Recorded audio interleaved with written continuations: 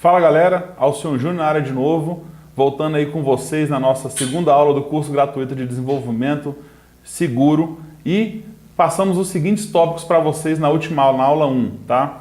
A gente fez esse breve comentário aí sobre esses itens, passamos por cada um, explicamos cada um o que significa e agora fiquei devendo para vocês a resolução do exercício aí, né, no que se refere à letra S do anacrônimo STRID. Se vocês estão lembrados, o S vem de spoofing, né? Spoofing a gente sabe que é a questão de, quando a gente fala de interceptação na comunicação, ou seja, que você vai fazer se passar por alguém. Então, na verdade, se a gente for olhar desses itens aí, divulgação de informação não condiz, né? Que é a letra A.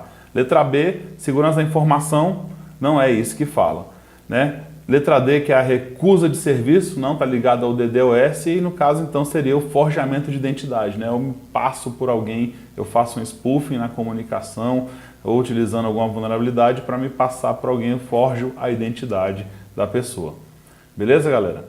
Então vamos lá dar continuidade ao nosso estudo, vamos para a parte mais prática, a parte legal que a galera se amarra mais. Então, a questão do gerenciamento de sessão e autenticação, quando a gente fala efetivamente disso. Qual que é o nosso objetivo, tá? Então, agora nessa aula de agora é falar o quê? Identificar os problemas envolvidos no uso da senha, aplicar princípios de gerenciamento de senha, explicar como funciona esse gerenciamento de sessão, reconhecer os problemas em gerenciamento de sessão, reconhecer as melhores soluções para problemas em gerenciamento de sessão e também reconhecer problemas e soluções de CSRF e clickjacking. Tranquilo, galera? Vamos lá então. Primeira parte, a parte de senhas. Agora, a parte mais importante na questão de senhas é que isso envolve uma questão de controle. Essa aqui é a parte fundamental. E quando a gente fala de controle, não é simplesmente, vou colocar aqui um usuário e senha, um campo, vou criptografar, vou colocar um SSL no site, vou usar o protocolo de comunicação segura, vou colocar aqui, fecho tudo que eu posso e esqueço de colocar controles, tá? Esse aqui é o ponto fundamental, a coisa que a maioria das pessoas esquece. Nesses controles é o seguinte, primeira parte, senha longa versus senhas complexas. Qual que é o grande diferencial disso? Uma coisa é eu colocar uma palavra de 32 dígitos, vou colocar uma senha complexa aqui, vou colocar uma palavra, não precisa nem ser, não vou falar do inconstitucionalissimamente, todo mundo usa isso aí, lembra da infância, usar uma palavra desse tamanho. E aí a senha longa, por mais que ela seja grande, vários dígitos, ela é uma palavra que é conhecida, que está no dicionário, e quando a gente fala de ataque de senha, o ataque de dicionário é um dos utilizados. Então o cara pega as palavras que tem no dicionário e faz a tentativa de ataque por força bruta. Uma hora essa palavra vai bater e ele vai quebrar a senha, tá? E a questão da senha complexa. A senha complexa é o que envolve a montagem de uma palavra, a montagem de uma senha que se torna mais difícil. Tem casos que a gente utiliza aí senhas de 10, 12 dígitos que compõem, né, o nome, o pessoal bota lá o nome da filha, um pedaço, uma data qualquer específica, com o nome do endereço, um pedaço do CPF. Isso aí já se torna, apesar dela ser complexa, ela também não se torna totalmente segura, até porque são dados às vezes que estão ali disponíveis na internet, no Google, e por meio de ataques como o Google Hacking, o cara consegue montar a tentativa de ataque. Mas você já dificultou bastante, né? Você não está usando a palavra que é conhecida. O cara bota lá, às vezes, o nome do cachorro somente, com o número, né? Muita gente ali, a galera, como bota a troca de senha, como um tipo de controle de troca de senha de mensalmente, o cara lá, vou botar a senha, né? Junho de 2018, né? Julho de 2018, agosto de 2018. Então vai trocando todo mês e é uma senha que é fácil de ser quebrada. O cara está lá tranquilo, mas você já pegou até um padrão de senha, sabe que ele vai ter sempre usando parecido. Então, entender a questão dessa entropia. Tá? Então, é questão de montar algumas coisas, algumas informações, de preferência não de conhecimento público, mas que na sua cabeça tem uma lógica e que faça, né? Então, você monta uma lógica ali e entende que uma senha com 10, de 8 a 12 dígitos, ali você está muito bem seguro se tiver caractere especial, obviamente, né? Maiúsculo e minúsculo, o que diminui bastante a chance de uma quebra de senha. Bom, mitigação, essas tentativas de autenticação, é um tipo delas. Ou seja, você chega lá e fala para o cara tentou acessar com a senha errada 5 vezes. Aí você faz um bloqueio já da senha. Então é um tipo de mitigação que você faz. Você chega lá e faz um bloqueio da senha. Então o cara tentou 1, 2, 3, 5 vezes ele errou, fez o bloqueio. Você tem também um atraso, né? O cara digitou a senha uma vez, digitou 2, 3 erradas, você não bloqueia, mas você fala assim, ó, você vai poder digitar novamente sua senha daqui a 5 minutos. Para quê? para mitigar as tentativas de ataque de força bruta que eu comentei, né? E o bloqueio de conta que eu já tinha comentado. Bom, o importante também é lembrar da questão da forma que essa senha é armazenada, mas não é na forma que você armazena no seu celular escrito, no bloquinho de notas, não. É a forma que essa senha é armazenada dentro dos seus servidores, tá? Você chega lá, você não vai pegar a senha em texto claro e colocar, você vai fazer a senha geralmente utilizando um hash, né? Tem técnicas de utilizar isso aí, você implementa utilizando um hash, então o cara digita uma senha, faz um cálculo matemático, esse hashzinho, esse hash é salvo dentro do banco de dados, enfim, é uma forma de você evitar a leitura de modo cru, ou seja, a senha não está passando em texto claro. E óbvio, vamos falar também de utilizar protocolos de criptografia de comunicação, também para evitar a interceptação de dados e autenticação naquela sua aplicação. Isso é uma coisa que a gente acha que é muito antiga, mas não é não, tá? Nos últimos tempos a gente ainda encontra servidores de grandes instituições que não utilizam HTTPS para autenticação. Tá bom? Então, um ataque que era possível no Gmail até 2012, né? A gente fala 6 anos é muito tempo, mas você pensa em um serviço que é ativo de segurança, sempre foi um problema, passava em texto claro na autenticação. Então, uma das brincadeiras até em wireless de aeroporto, né? Aquela coisa é você ficar fazendo ali um SSL strip para tentar quebrar a conexão, ou o SSL ali para você conseguir entrar no meio da comunicação e roubar a senha da pessoa, ou simplesmente você tentar ficar interceptando dados e você vê aquela senha, texto claro, sendo passado quando a gente fala de spoofing, tá? Bom, gerenciamento de sessão. Então, quando a gente fala de gerenciamento de sessão, a gente tem que entender o seguinte: existem passos que você executa quando vai ter esse login, essa parte todinha da sessão da entrada de um usuário até a saída. Então, quando o cara fala lá, ou seja, início da sessão, então você vai ter uma longa ID de sessão, então um login de ID de sessão. Você não pode ficar reutilizando o ID de sessão para outras comunicações, isso que é importante, porque se você consegue fazer, não deixar esse tipo de controle acontecer, outras pessoas vão utilizar esse controle. Então o hacker vai estar lá no meio, eu vou utilizar o ID de sessão do fulano para a minha máquina, né? Então você tem que fazer o controle para que isso não aconteça. E enviar cookies, que são esses cookies que vão trazer as informações da comunicação de forma em canal criptografado. Você fechou nesse ponto aqui, o início da sessão, você mitigou bastante o risco de interceptação e de roubo de senha, enfim, né, a interceptação da comunicação na sessão. O segundo é a atualização de sessão, ou seja, o cara deixou o browser aberto, tá lá, né, fica persistente. Então você tem ali o tempo todo persistente, né, a comunicação com o meu computador. Mas que forma que vai trocar? Eu fico usando troca de chaves, essas chaves são trocadas de tempo em tempo, né, para evitar que alguém consiga utilizar a sessão, ou toda vez que eu faço a sessão ela é resetada de alguma forma. Então você tem que usar essas técnicas aí nesse ponto. Então você é direto logo após o logon, que invalida a sessão anterior. Então você fez a sessão de login e já muda o ID da sessão, porque você já invalidou a sessão anterior. Mudou de novo na sessão, você já invalida aquela sessão. Se alguém capturar, não consegue reutilizar. E no logout, que ele faz o quê? Ele mata a sessão. Então o cara clicou lá, saiu do sistema, ele matou aquela sessão. Se o cara tentar utilizar, mesmo depois que você desliga o computador naquele ambiente que você está utilizando, o cara não consegue fazer essa captura. Então nós temos dois tipos de ataques que são muito utilizados nessa parte aí. A primeira é o Cross-Site Request Forgery, que é o CSFR, ou falsificação de solicitação cruzada entre sites. E o segundo é o Clickjacking, tá? Bom, o primeiro, CSRF, ele faz o seguinte, está aqui um exemplo dentro de um formulário de aplicação. Então isso aqui significa aqueles dois campos, né, de usuário e senha, ou seja, de conta e quantidade. Então eu chego lá e peço, ó, no form action desse transfer.do, que é via método get, que está aí nessa primeira linha, ele fala, ó, coloque o texto, está lá em texto, né, o nome que ele vai receber, ou seja, qual que vai ser recebido aquele valor, ele vai receber nessa string aqui, ACCT, que é o valor chamado beto, né, ou seja, conta do beto. E o segundo texto vai lá, está lá nome, amount, ou seja, quantidade, valor 100.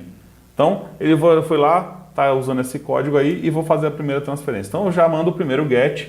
O que ele manda nesse get? Isso aí vai no header lá do teu get, tá? Então, vai lá, barra transfer.do, interrogação, e vai lá, account beto e amount 100, e tá lá, http 1.1, hostbank.com, enfim, vem todo o código daquele site lá dentro. Então, eu mandei nesse get. Aí ele vai fazer uma segunda transferência, tá? Por exemplo, agora vai transferir 50. Aí no seu exemplo de baixo, tá lá, get, barra transfer.do, act, beto, e amount 50, http 1.1, enfim, agora foi 50. O que o hacker efetivamente faz nessa hora, tá? E aí que a gente fala que é a questão do pulo do gato, né? Então ele vê que esse tipo de comunicação está acontecendo, ele consegue interceptar esses dados que estão passando ali na rede por meio do Wireshark. Eu vou mostrar para vocês aqui já o Wireshark. E na hora que ele vai pegar, ele chega lá, ó, transfer.do interrogação act, em vez de ser o beta, ele vai colocar o hacker. E amount 500, ou seja, ele vai transferir 500 para a conta desse hacker. Óbvio que eu estou fazendo a reduzida, seria o número de conta, etc., mas só para o entendimento nosso, para a conta, digamos que fosse identificação pelo nome, tá?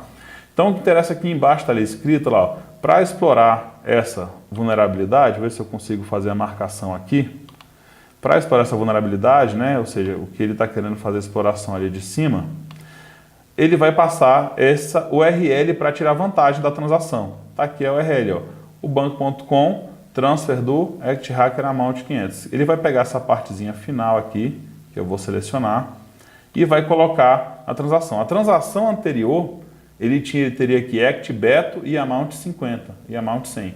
E aqui ele conseguiu, efetivamente ele colocou o quê? Ele colocou o item dizendo que era para conta dele. Então tá aqui, ó, hacker, e alterou também o valor 500, tá? Então ele consegue tirar a vantagem de toda essa transferência. Então ele consegue jogar efetivamente para a conta dele, beleza? Eu acho que isso aí devo entender que funciona dessa forma, e você tem que fazer a mitigação de algumas formas, ou seja, encriptar essa comunicação, utilizar outras coisas. Mas o CSFR basicamente funciona dessa forma aí, tá? Agora vamos dar uma olhadinha aqui no Clickjacking. No Clickjacking eu vou fazer uma demonstração para vocês. Aí eu peço para cortar aqui para mim rapidinho. Vou fazer uma demonstração para vocês de como é que funciona efetivamente aqui o nosso tipo de ataque em tempo real. Então eu vou usar para a gente demonstrar os scripts, né? Não sei se todos conhecem o Planker. Vou pedir para a gente agora... Vou pedir para jogar aqui na nossa tela. Então eu vou usar o Planker aqui, tem um exemplo dele, e eu vou passar por três abas aqui para a gente entender. São 3 tipos de codificação para te mostrar o ataque em tempo real, tá? Então tá, primeira parte aqui, a gente tem um códigozinho HTML, tá? Tá usando um frame aqui, e aqui tá dizendo aqui, ó, iframe, né? iframe from victim site, ou seja, um iframe que vem do site da vítima. E ele vem normal lá, tá lá, ó, if 400, 100, tá? A posição absoluta, e vem as características do iframe desse cara. E aqui a gente vai fazer o quê? Vai fazer a modificação, no linkzinho, vai dizendo aqui, ó, clica aqui para ficar rico agora, e vai estar lá no botão dizendo lá, ó, clique aqui. E aqui ele vai estar clicando para dizer que é para o site do Facebook. Então essa demonstração é o seguinte, não interessa a forma que a gente conseguiu injetar isso no cara, porque não é o foco do ataque. O foco do ataque é conseguir fazer ele achar que está clicando num local, mas está clicando em outro. Tá? Diferente daquele roubo de sessão, como eu estava mostrando no antigo CSFR. O clickjacking é você achar que está clicando no botão e está clicando em outro efetivamente. Então, ele teria que mandar para esse site aqui. Então, eu vou botar aqui para rodar o nosso script, vou dar o click now, e ele vai simular aqui como se fosse o site do cara recebendo. Então, tá aqui, ó, clica aqui para ficar rico agora, né? O botãozinho não vai funcionar efetivamente, porque a gente estava aqui só demonstrando esse código, como é que ele estaria iniciando. Então, clica aqui, né? Fala, agora você é you're cool, né? Sou um hacker atualizado. Então você conseguiu efetivamente aqui receber o site da vítima. Peguei o site que ele receberia e vou modificar o URL, porque ele estava querendo ir para o Facebook. Como é que eu vou fazer essa troca então? No segundo momento aqui, né, eu peguei aqui esse código agora, e aqui nesse código eu vou fazer o quê? Eu vou botar de forma transparente, né, uma posição absoluta aqui, utilizando o Facebook HTML. Agora sim eu vou mostrar, porque ali no outro a gente não tinha, tá? Então o Facebook HTML ele fala o quê? Ó?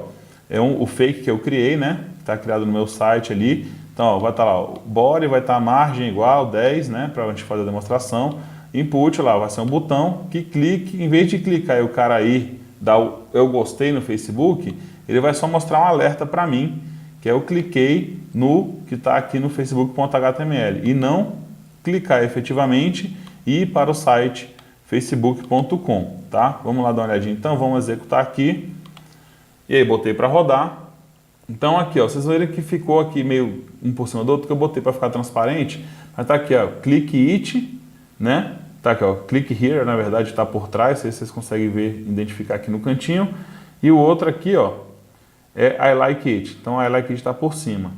No último eu vou demonstrar sem a transparência, mas eu vou clicar aqui, ó, eu vou estar achando que estou clicando efetivamente no outro, mas na verdade eu cliquei, ó, like pressed on facebook.html, ou seja, eu redirecionei esse clique que era para ser dado no site verdadeiro, ou seja, no site oficial, e na verdade eu fui direcionado para o facebook.html, que vai estar adicionado em outro servidor, no servidor do atacante, né, que está fazendo esse tipo de teste.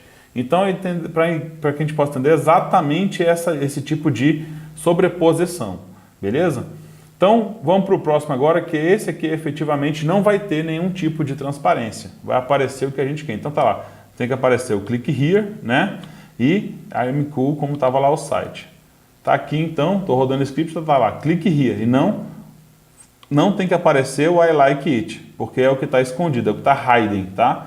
Então, na verdade, a transparência total aqui na frente, não tem transparência, ou seja, o que aparece é o clique here, mas quando eu clicar, vai ter que aparecer aquela mensagenzinha de novo, dizendo que eu fui direcionado para o site. Vamos ver, beleza, consegui, então, exatamente isso aí. Ou seja, o site, né, que ele fez foi o seguinte, ele abriu um alerta para mim e mandou. Eu posso usar isso para quê? Para diversas coisas. Eu posso redirecionar para um site falso do Facebook, ou posso dar um like, porque na hora que a pessoa loga, né, numa ferramenta qualquer, ele não está efetivamente trabalhando ali, né? Geralmente ele está logado. Então você vai entrar no site Facebook, no teu browser, geralmente a sessão já está lá, vai lá, remonta a sessão, né? Ou você visita um sitezinho qualquer que fala assim, clica aqui no gostar como Facebook, aí você clica em cima e está gostando, né? Dando like no Facebook. Mas ali pode ser encaminhado como um clickjacking somente para você gostar de uma página dele, ou para ser redirecionado para, logue aqui antes, né, para você fazer, então você está logando num site falso, não do Facebook, porque ele conseguiu botar uma ação diferente em cima daquele botão verdadeiramente. Então é um tipo de ataque muito utilizado, né, nesse ponto aí com o pessoal. Bom, falando assim um pouco, então a grande diferença entre esses dois ataques, galera, a grande diferença entre esses dois ataques é que a gente tem que entender, o clickjack ele é voltado à questão de você consegue fazer uma personificação para falar para o teu usuário, para a vítima, né, para mostrar para a vítima que tem um botão por cima dele e aquele botão que está lá em cima do outro, está transparente e está sendo direcionado para outro site. Então, é um tipo que você faz um encaminhamento, faz um roubo de informação, enfim, você faz um encaminhamento diferenciado. E o CRSF, você faz, na verdade, a questão da sessão, ou seja, está ligado mais ao A6 lá da nossa top 10 da WASP, como eu falei, que é gerenciamento de sessão. Então, a gente tem que entender muito bem aquele encaminhamento lá do que a gente falou das nomenclaturas que a gente falou e que está de acordo com o top 10. E como é que eu faço para mitigar? Existem controles de mitigação para esse tipo de código, tá? Esses controles e mitigações que tem são controles que falam assim, não aceitar iframe de outro site, ou você faz o bloqueio desse iframe, tá? Então, como eu vou fazer a demonstração aqui para vocês agora? Corta aí para mim para o vídeo. Vamos aqui para o site. Então, utilizando ainda um Plunker, né? Vou aqui maximizar para melhorar a nossa visualização, dando Plunk aqui. Então, qual que é o grande lance? Então aqui eu vou criar um script, e nesse script que eu estou criando aqui, eu vou usar uma funcionalidade, nessa funcionalidade, eu vou estar aqui, ó, função de ataque, né? Windows, a página que vai ficar por cima na frente ali, eu vou dar o quê? Vou abrir uma função e não vou deixar lá. Você deseja realmente sair desse site aqui e entregar todos os seus segredos, né? O cara brinca ali. Então, com esse script eu consigo o quê? Evitar que qualquer tipo, já deixo no header, qualquer tipo de clique que faça, tá aqui, tá no corpo do texto, ó. Depois de clicar, o visitor vai criar uma questão estranha, ou seja, você deseja sair do site, né? Você realmente quer sair, se o cara falar não, vai ter uma proteção do iframe. Então vamos rodar aqui ele, vou clicar para rodar, vocês vão ver que o iframe vai estar aqui da mesma forma do outro, né? Um JavaScript lá. Vou clicar aqui para rodar, estou rodando a função, olha lá, add protect iframe. Então você vai clicar lá no protegido, iframe protegido, tá? Então depois de clicar nesse negócio, eu vou receber uma mensagem. Que tipo de mensagem? Mensagem, ó, você deseja realmente sair, né, do site com informações que podem ser perdidas, né? Você vai falar, não posso, quero permanecer no site. Então vai ser esse tipo de informação que você vai receber ali, tá? Então é um tipo de proteção que você pode criar. Existem outras metodologias de proteção, vai depender da codificação que você está usando. No caso, a gente apresentou aí do clickjacking, tá? Bom, o que a gente falou aqui nessa aula? Então, a gente falou da parte de senha, tá? Falando da gerenciamento de senha, de que forma que a gente vai criar esses controles de senha longa versus senha mais curta, senha que tem dicionário, não tá, isso é importante a gente sempre relembrar. Gerenciamento de sessão, que afeta diretamente ao CSRF, né? A questão de como é que você vai fazer o gerenciamento dessa sessão, evitando que a sessão continue aberta, ou que alguém consiga fazer essa mudança. E do clickjacking, por final, fazendo essa demonstração aí para fazer, tá? Para mostrar. Então a gente tem agora um exercício, né? Como sempre, no final de cada aula nossa. O que mais se aproxima ao conceito de clickjacking? Qual que é? Roubo de senha de autenticação por força bruta. Acontece quando o invasor prepara a armadilha e utiliza CSS ou JavaScript para fazer com que a vítima clique em algo que não tem intenção, ocasionando um furto de clique. Ocorre quando um site realiza uma solicitação ou uma referência cruzada em outro site sem o consentimento do usuário, ou método utilizado para invadir uma sessão ativa em HTTP. Bom, galera, espero que vocês tenham gostado dessa parte da demonstração. Acho que é uma parada legal que a gente vai envolvendo, vai mostrando na prática como é que funciona essa proteção e de que forma a gente vai fazer esses bloqueios, tá?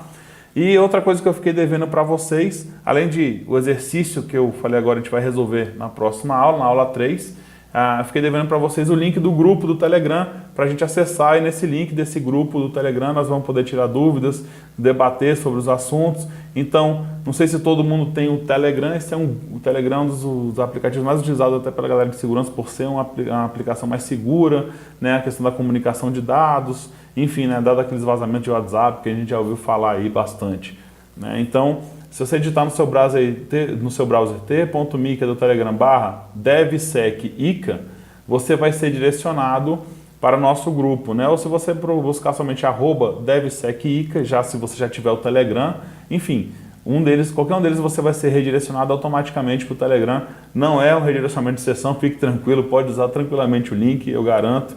Tá? A galera já está lá se comunicando, batendo um papo, já vou tirar algumas dúvidas a partir de agora, vou estar lá ativo. Enfim, fazer um grupo para realmente desenvolver o conhecimento com vocês nesse nosso curso de desenvolvimento seguro, que ele é gratuito.